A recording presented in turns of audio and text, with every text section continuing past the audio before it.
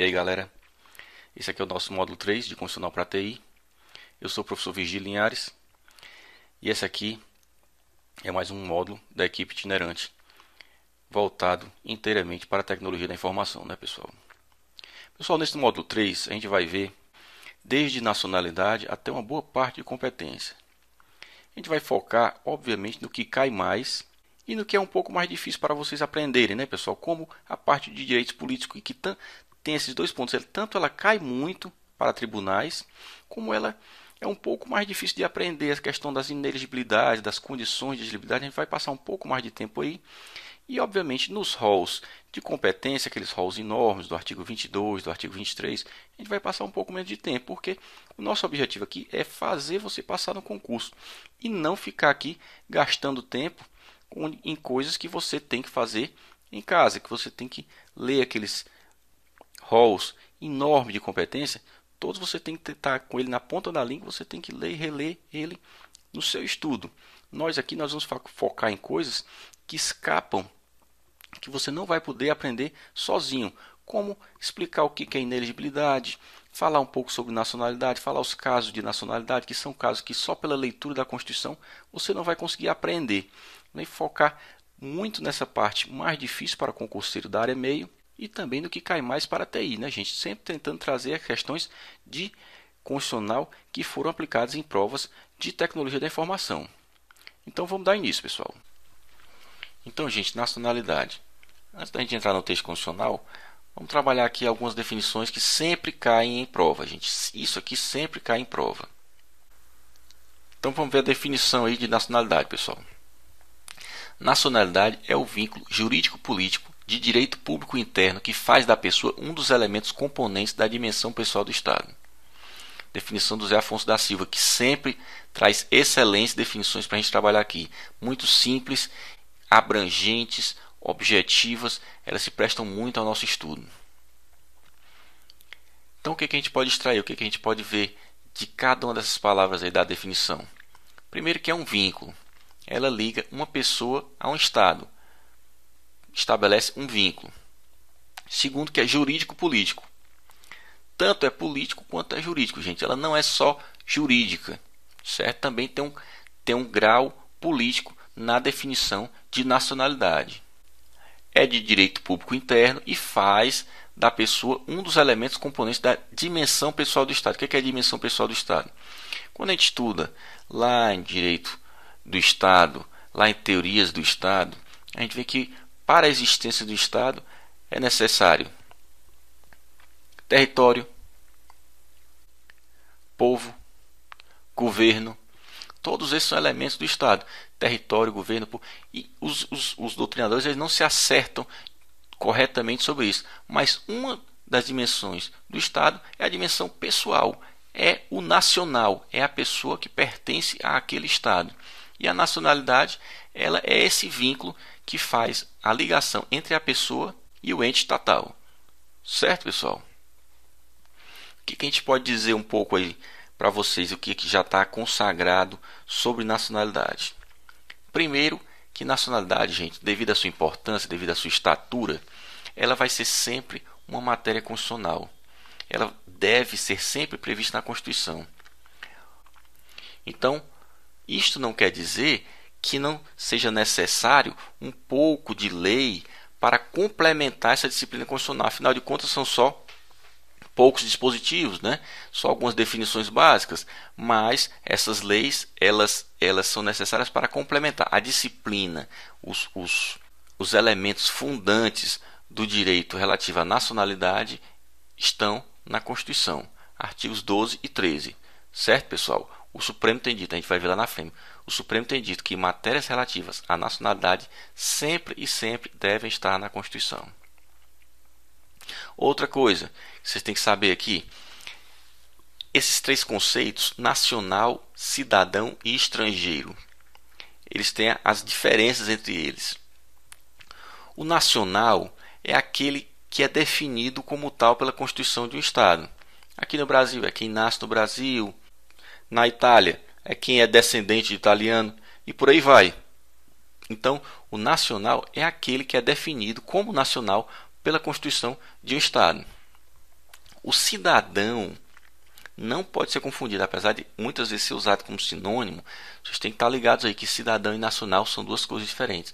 O cidadão é o nacional que está no gozo dos direitos políticos. A rigor, para o direito constitucional, cidadão não é só aquele que nasce no Brasil, que tem a nacionalidade brasileira.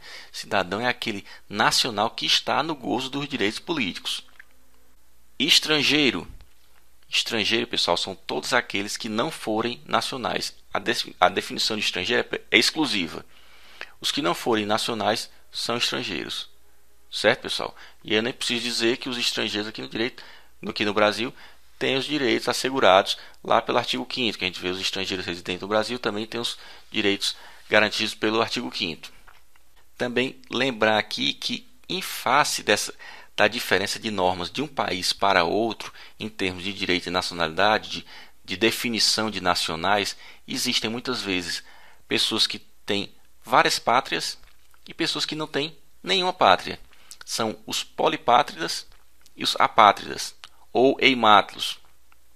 Querem um exemplo polipátrida, gente? Aqui no Brasil está cheio. São, por exemplo, os descendentes de italiano. O pessoal que é descendente de italiano, eles normalmente têm a nacionalidade brasileira, porque eles nasceram aqui. E como na Itália se adota os jus sanguíneos, ou seja, é italiano quem for descendente de italiano, eles também são italianos, certo? E os apátridas, gente? Apátridas é um fenômeno também muito comum e que ele até recentemente ele era muito comum no Brasil, até uma recente mudança da Constituição.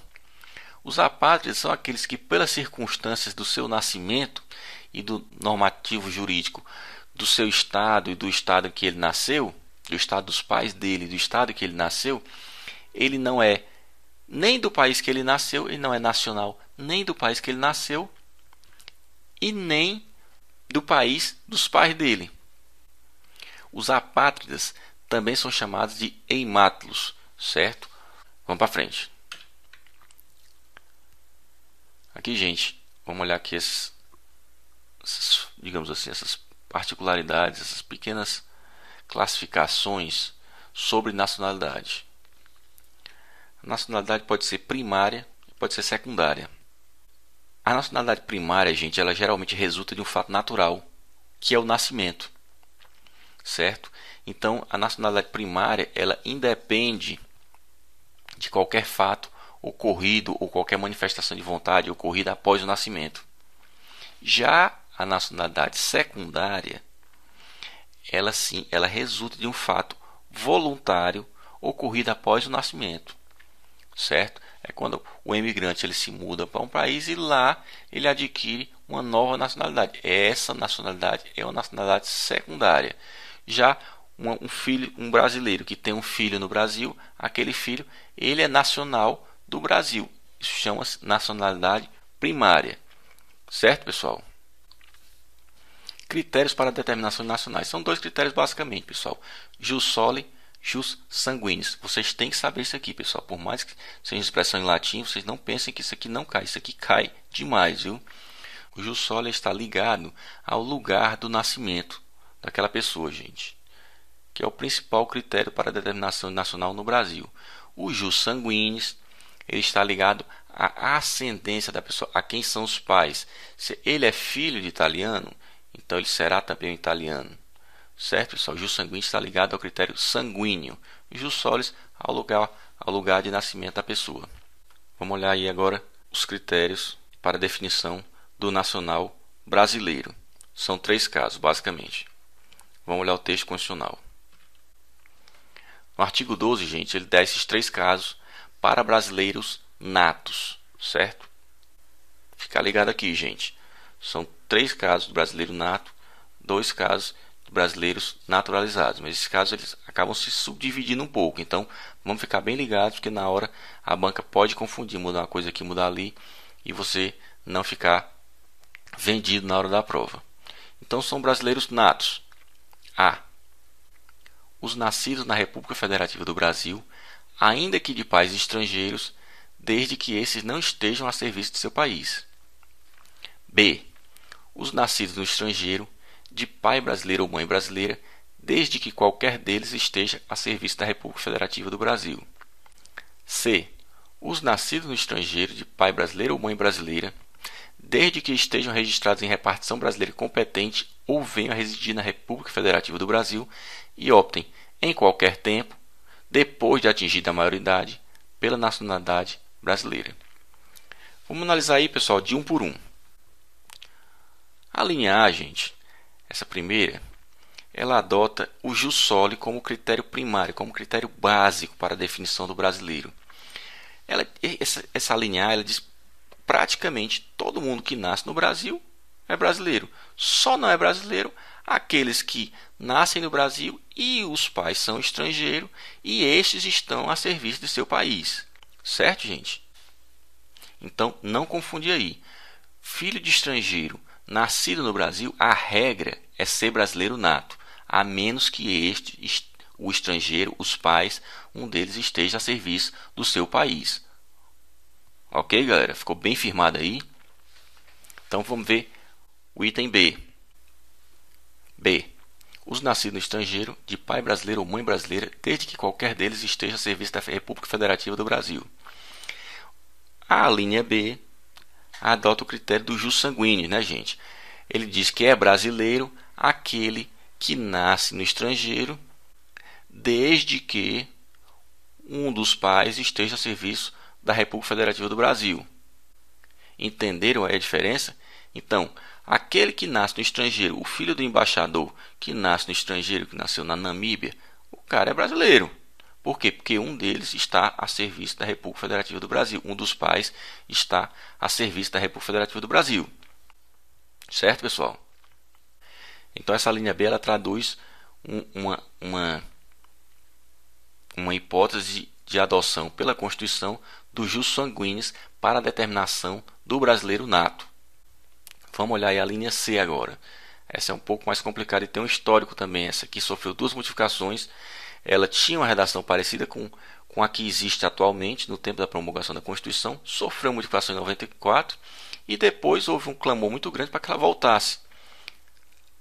Em 2007 ela voltou a ser uma redação que acolhia os brasileiros nascidos no exterior. Então vamos ler aqui como está o texto atualmente. C. Os nascidos no estrangeiro de pai brasileiro ou mãe brasileira, desde que sejam registrados em repartição brasileira competente ou venham a residir na República Federativa do Brasil e optem, em qualquer tempo, depois de atingida a maioridade, pela nacionalidade brasileira. Gente, isso aqui tem um pouco mais o que a gente dizer sobre ele. Primeiro, também é um caso de adoção do jus sanguíneo, né, gente? Nascido no estrangeiro de pai brasileiro ou mãe brasileira, será também brasileiro nato. Agora ela traz algumas condições aqui. E quais são? Ou que ele seja registrado em repartição brasileira competente, quando ele está lá no estrangeiro, ou que eles venham a residir na República Federativa do Brasil e optem, em qualquer tempo, depois de atingida a maioridade, pela nacionalidade brasileira. Então, são basicamente 2 casos aqui. Eles são natos se eles forem registrados em repartição brasileira, ou se eles, vindo a residir no Brasil, optem, depois da maioridade, pela nacionalidade brasileira. Tem jurisprudência sobre esse caso aqui. É um caso muito específico, mas que também cai em prova, gente, porque é um caso já decidido pelo STF. Qual é o caso específico? É o seguinte: nascia um filho de brasileiro no exterior. Ele não era registrado em repartição brasileira competente, mas ele vinha morar no Brasil. Ou seja, até aí ele não é brasileiro nato. E ele não tinha ainda 18 anos para optar pela nacionalidade brasileira. Então o rapaz veio morar aqui com 15 anos. Não tinha sido registrado lá, na repartição brasileira competente, portanto ele não era ainda brasileiro nato. Qual é a situação dessa pessoa que tem 15 anos, que não pode optar ainda pela nacionalidade brasileira, mas que é filho de brasileiro e mora no Brasil? O STF já disse que ele é brasileiro nato até atingir os 18 anos. Quando ele atingir os 18 anos, essa nacionalidade ela fica suspensa até que ele possa fazer a opção. Entenderam aí, pessoal? Mais na frente a gente retoma esse exemplo jurisprudencial aí para vocês verem melhor. Vamos para frente, gente. Vamos para aqui para os brasileiros naturalizados. Os naturalizados são basicamente dois casos. Vamos ler para vocês. São naturalizados: a. Os que, na forma da lei, adquiram nacionalidade brasileira, exigidas aos originários de países de língua portuguesa apenas residência por um ano ininterrupto e idoneidade moral. B. Os estrangeiros de qualquer nacionalidade, residentes na República Federativa do Brasil há mais de 15 anos ininterruptos e sem condenação penal, desde que requeira a nacionalidade brasileira. Então, gente, são dois casos. A linha A, que traz a naturalização ordinária, e a linha B, que traz o caso de naturalização extraordinária. Então, quais são as diferenças entre a naturalização ordinária e a extraordinária? Na ordinária, pessoal, mesmo que a pessoa faça todos os trâmites legais, o ato vai depender de uma decisão do chefe do Poder Executivo, que é uma decisão discricionária. Então, o sujeito prova que atinge todas aquelas condições que estão lá no Estatuto do Estrangeiro, morei aqui durante tanto tempo, tem um domínio da língua portuguesa, e o chefe do Poder Executivo ele pode simplesmente indeferir o pedido de nacionalidade daquele interessado. Já na extraordinária, é um direito subjetivo. Então, a pessoa, o interessado que atingir esses requisitos aí da linha B, ele não pode ter esse direito negado. Outra coisa, não é permitido à lei ampliar esses requisitos aqui. 15 anos ininterruptos, sem condenação penal e sem qualquer ação civil. Não, ela não pode inserir outro requisito aqui. A lei não pode limitar a eficácia dessa linha B. Os requisitos para a naturalização extraordinária são muito simples. 15 anos ininterruptos de residência, a ausência de condenação penal, mais manifestação de vontade. Certo? Isso aqui. Residência 15 anos, a ausência de condenação penal e a manifestação de vontade, o interesse da pessoa em ser um nacional brasileiro. Nos casos de naturalização ordinária, os requisitos estão lá previstos na lei. E para o pessoal que é originário dos países de língua portuguesa, se exige apenas residência fixa por um ano e idoneidade moral. Então, há essa ressalva da própria Constituição. São dois casos de naturalização ordinária. Uso da forma da lei e, para o pessoal da língua portuguesa, apenas residência por um ano e idoneidade moral. Certo, pessoal? Vamos analisar agora o parágrafo 1º, gente. O que o parágrafo 1º diz? Aos portugueses com residência permanente no Brasil, se houver reciprocidade em favor de brasileiros, serão atribuídos os direitos inerentes ao brasileiro, salvo os casos previstos nessa Constituição. Então, quais são os requisitos aí do parágrafo 1º? São dois requisitos muito simples: residência fixa e reciprocidade em favor de brasileiros. Vamos para frente, pessoal. Então, os casos aí de naturalização, né, gente? A naturalização pode ser expressa e pode ser tácita. A naturalização expressa é a única prevista pela Constituição. É aquela naturalização que depende de pedido do interessado, né, pessoal? E a naturalização tácita. O que é a naturalização tácita? É uma naturalização que você se torna nacional daquele país sem ter manifestado vontade de ser nacional. Você chegar num país e assumir um emprego naquele país, você automaticamente se torna nacional. Ou você abrir uma empresa em determinado país, ou você se casar com a nacional daquele determinado país, você automaticamente se tornaria nacional daquele determinado país. Esse caso é um caso muito específico que não existe no Brasil, né, gente? Naturalização tácita. No Brasil só expressa, que depende de manifestação de vontade e atingimento de determinados requisitos previstos na Constituição. Aí são os casos de naturalização ordinária e extraordinária.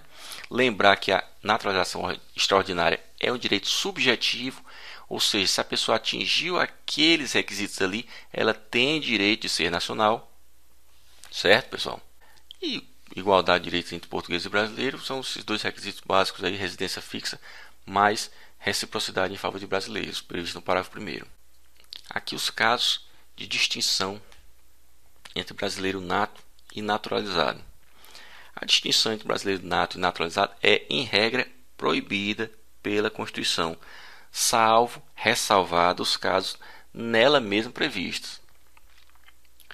E quais são os casos previstos, gente? São todos esses casos do parágrafo 3º. Vamos ler aqui com vocês. Parágrafo 3º. São privativos de brasileiro nato os cargos de presidente e vice-presidente da República, de presidente da Câmara, de presidente do Senado, de ministro do Supremo Tribunal Federal, de carreira diplomática, de oficial das Forças Armadas, de ministro de Estado da Defesa. Gente, falar um pouco aí sobre os incisos 2 e 3.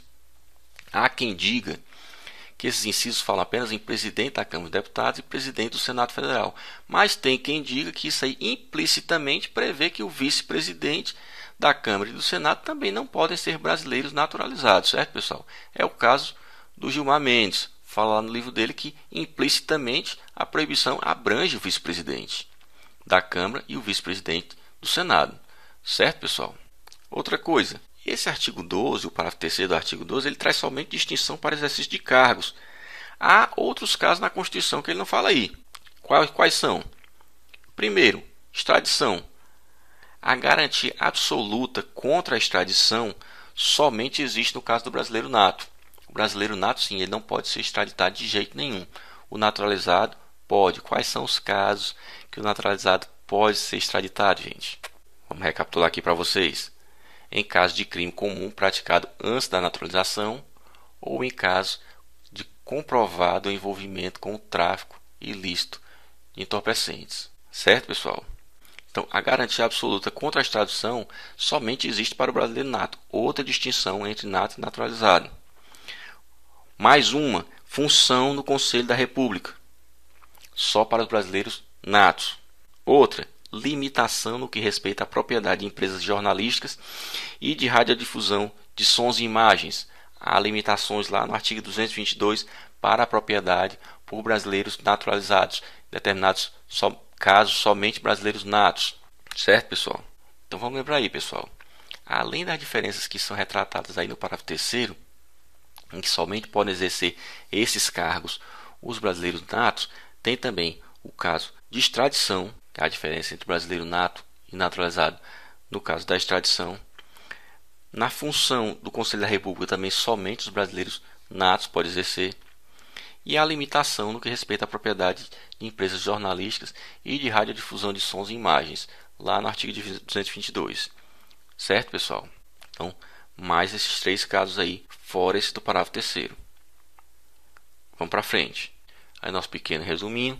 Distinção entre brasileiro nato e naturalizado proibida pela Constituição, salvo os casos nela própria previstos. E aí essa lembrança que eu faço, além do rol do artigo 12, lembrar esses três casos que a Constituição também prevê, que é a extradição, função do Conselho da República, e na propriedade de empresa jornalística de radiodifusão de sons e imagens. Para frente, pessoal. Questão. Gente, provavelmente uma das questões que mais cai na parte de nacionalidade é essa parte dos cargos. Isso, gente, cai demais. Então vocês têm que estar bem ligados naquele rol, que é muito curtinho, porque essa é uma questão muito comum em todos os níveis, tanto o pessoal da área fim, quanto o pessoal da área meio, nível médio e nível superior. Então vamos dar uma olhada nessa questão aqui para matar com vocês. Funiversa, CEPLAG DF 2010, analista, análise de sistemas. Bem na área de vocês, gente. São privativos de brasileiro nato os cargos de A. Ministro Superior do Tribunal de Justiça e Presidente do Banco Central. Errado, né, pessoal? Os ministros do Judiciário são somente mencionados os ministros do Supremo Tribunal Federal e Presidente do Banco Central. Não é mencionado nada nem parecido naquele rolzinho lá, no rol do parágrafo 3º. B. Ministro do Supremo Tribunal Federal e Oficial das Forças Armadas. Correto. Todos os dois estão no rol do parágrafo 3º. Mas vamos analisar os outros aqui. C.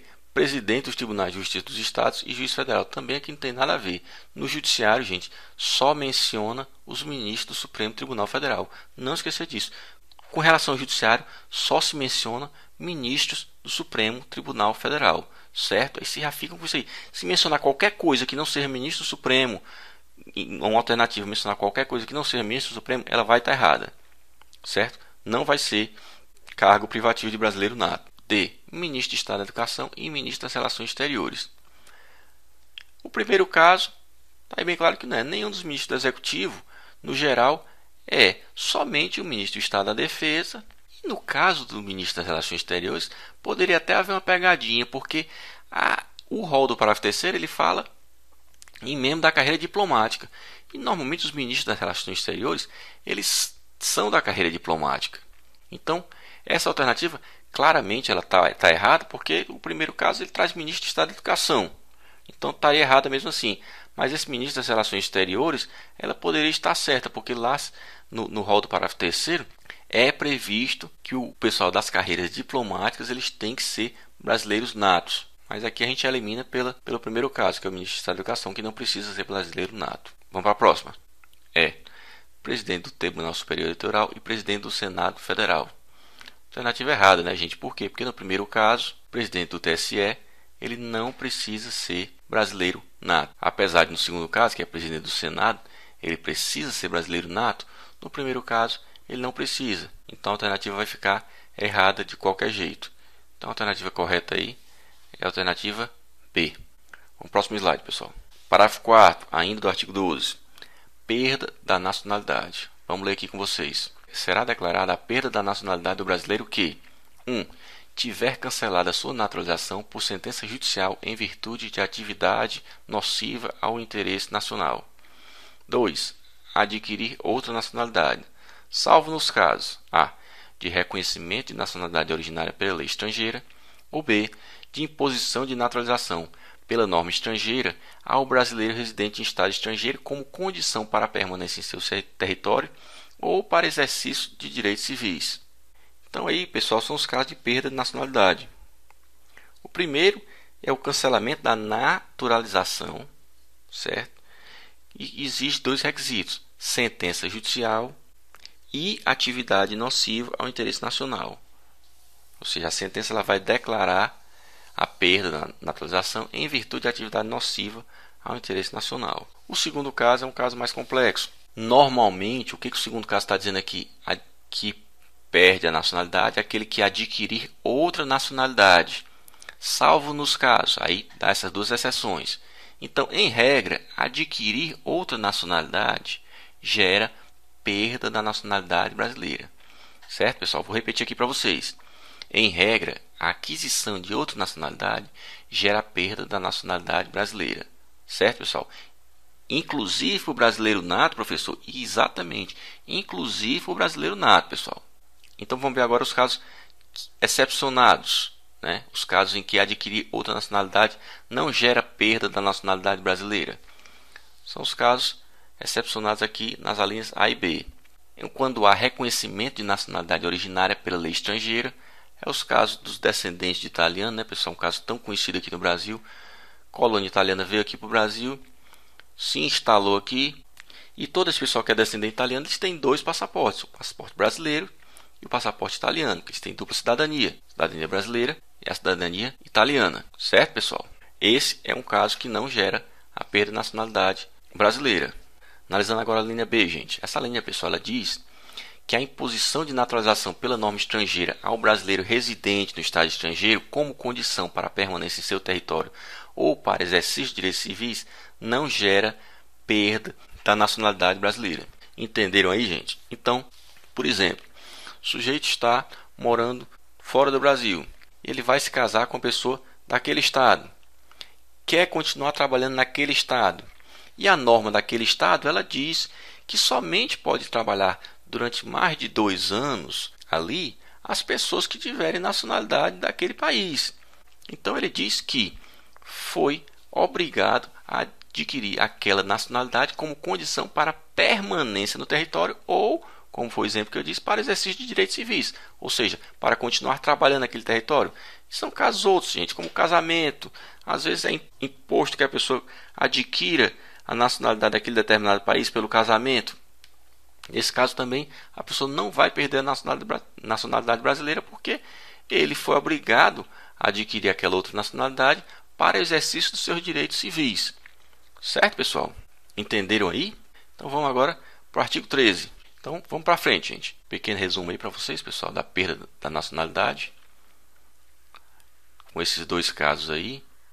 E o segundo caso trazendo 2 exceções, né, gente?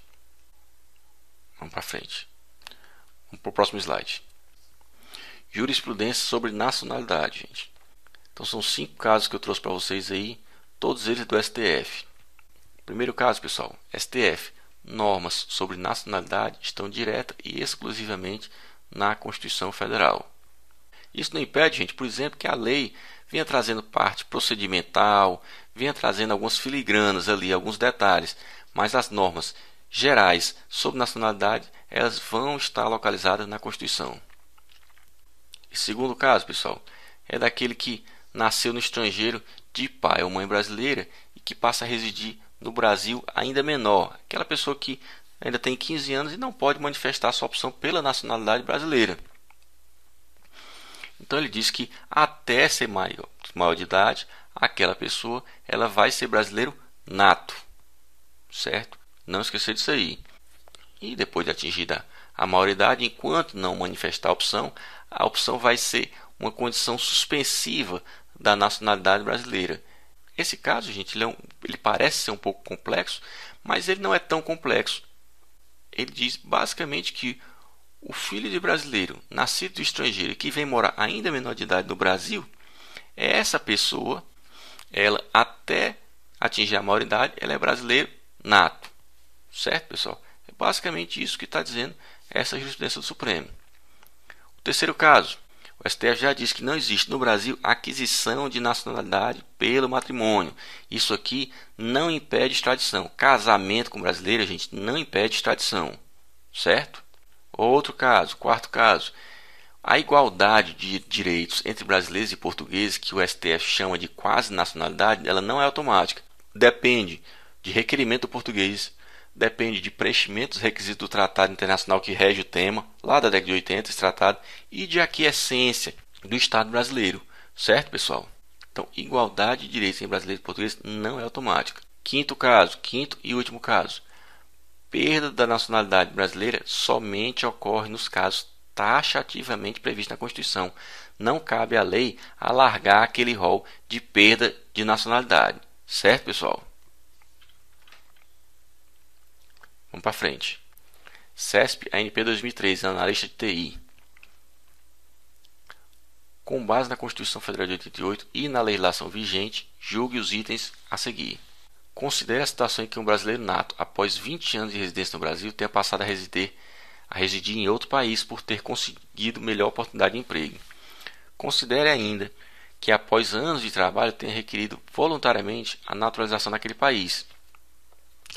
Nesta situação, a nacionalidade brasileira será mantida, pois o nato não a perde. Esse item é um item errado. Por quê? Porque só não perde a nacionalidade brasileira aquele que adquire nacionalidade estrangeira por obrigação da legislação estrangeira. Ou seja, quando a lei estrangeira impõe como condição ao brasileiro para ele permanecer no território ou para ele exercer direitos civis. Esse item seria verdadeiro se ele tivesse narrado um caso em que a pessoa, para continuar trabalhando naquele país, tivesse que se naturalizar. Aí ele não perderia a nacionalidade brasileira. Mas nesse caso aqui, o que foi que houve? Houve um requerimento voluntário de naturalização de outro país. Nesse caso, ele vai perder a nacionalidade brasileira. Certo, pessoal? Então o item está errado, pessoal. Próximo slide. Bom, gente, aqui a gente está terminando a nacionalidade. Vamos ler aqui o artigo 13 para vocês. Artigo 13. A língua portuguesa é o idioma oficial da República Federativa do Brasil. Então, gente, vamos lembrar aqui. Brasil tem idioma oficial. Mas não esquecer, gente, o Brasil não tem religião oficial. Certo, gente? Não esquecer disso. O Estado do Brasil é laico. Ok? Parágrafo 1º. São símbolos da República Federativa do Brasil a bandeira, o hino, as armas e os selos nacionais. São 4 casos. Parágrafo 2º. Os estados, o Distrito Federal e os municípios poderão ter símbolos próprios. Também não tenho que saber sobre esses 2 parágrafos aqui, né, gente? Muito simples. Não esquecer que são 4 símbolos: bandeira, hino, armas e selos nacionais. E que os estados, Distrito Federal e município poderão ter símbolos próprios, como normalmente tem a bandeira do estado, a bandeira do município, não é, gente? Nessa aula, pessoal, a gente vai ficar por aqui. Na próxima aula a gente retoma com direitos políticos. É um tema que cai bastante para o tribunal. Nacionalidade cai muito, mas direito político é um tema que cai demais, principalmente nos concursos para tribunais, que, como eu já falei para vocês, são concursos muito bons, concursos que eu recomendo, concurso muito bom, concurso de tribunal. Ok, pessoal? Então, até a próxima aula.